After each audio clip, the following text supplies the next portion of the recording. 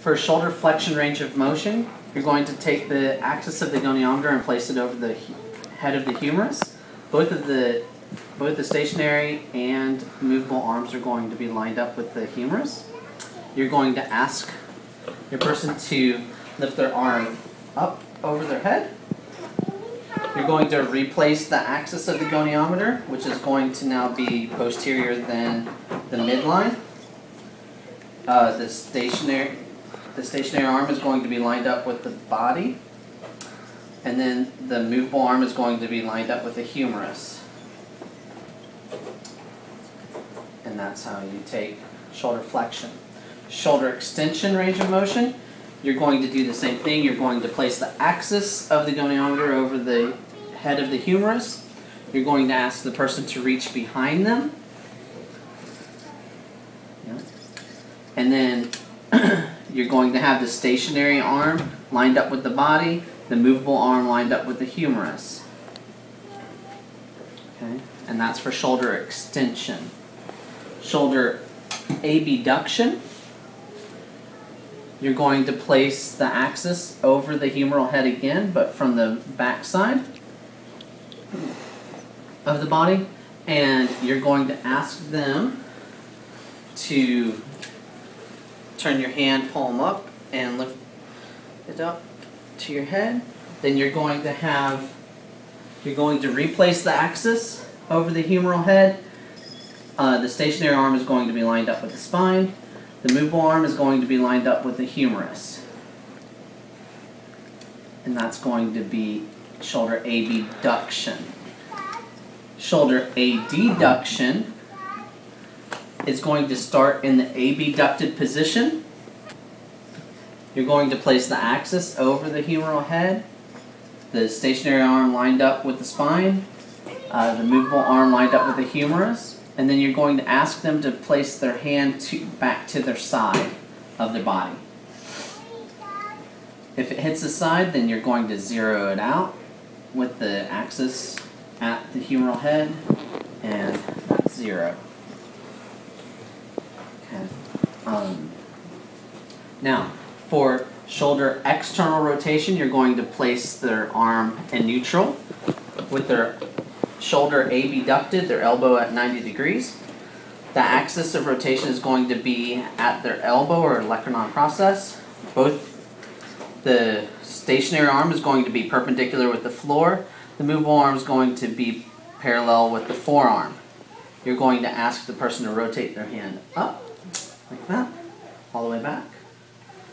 Okay, you're going to replace the axis of the goniometer over the elbow and make sure that the stationary arm is perpendicular with the floor. The movable arm is parallel with the forearm. And that's how you measure external rotation. Internal rotation, you're going to start them at neutral again with the axis over the olecranon process. The stationary arm perpendicular with the floor. The movable arm parallel with the forearm. You're going to ask them to rotate their arm down, okay, as far as they can. You're going to make sure your axis is positioned over the olecranon process. The stationary arm is perpendicular to the floor. The movable arm is going to be realigned with the forearm. Okay. Now, go ahead and have some. For shoulder horizontal abduction, you're going to have their shoulder flexed at 90 degrees. The axis of rotation is going to be through the top of the humeral head. Both the stationary and movable arms are going to be lined up with the humerus. For shoulder horizontal abduction, you're going to ask them to move their arm out to their side. And so you're going to keep the stationary arm. You're going to keep the stationary arm pointing out in front of the person. The movable arm lined up with the humerus. Okay. Then you're going to move back to neutral, and then for shoulder horizontal adduction, you're going to have the person move their arm across their body with the axis still over the superior part of the humeral head and both of the arms facing out towards the person or away from the person. So for shoulder horizontal adduction, you're going to leave the axis over the humeral head. This arm is going to be pointing straight forward, and then the movable arm is going to be lined up with the person's humerus.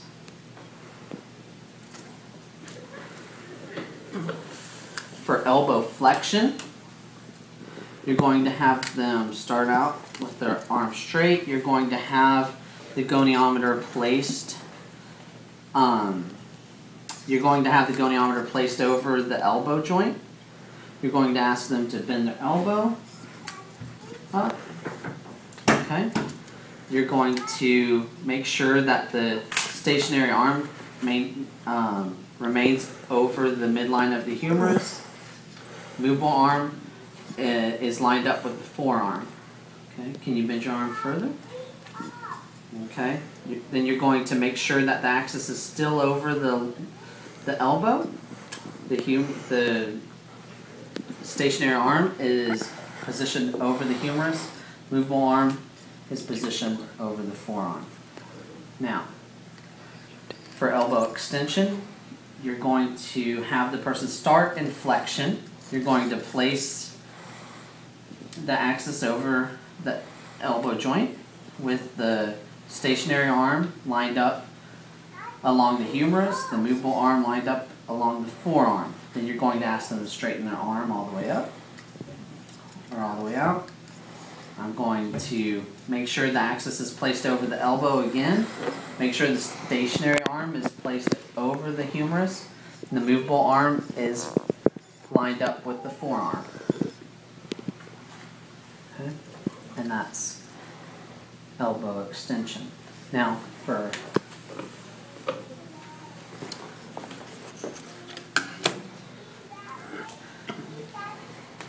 forearm supination and pronation, you're going to have the person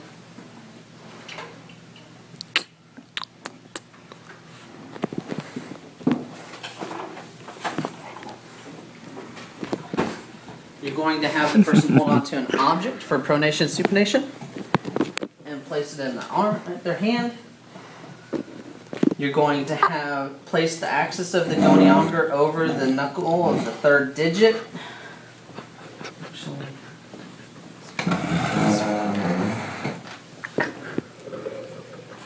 You're going to place the axis over the knuckle of the third digit.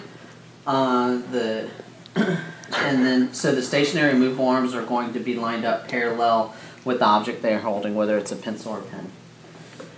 Then you're going to ask them for supination. You're going to ask them to turn their hand over while holding on to the object. You can hold on to the object. You're going to replace the axis of the goniometer over the knuckle of the third digit. You're going to move the movable arm to where it is parallel and to the object they are holding. And that's supination. For pronation,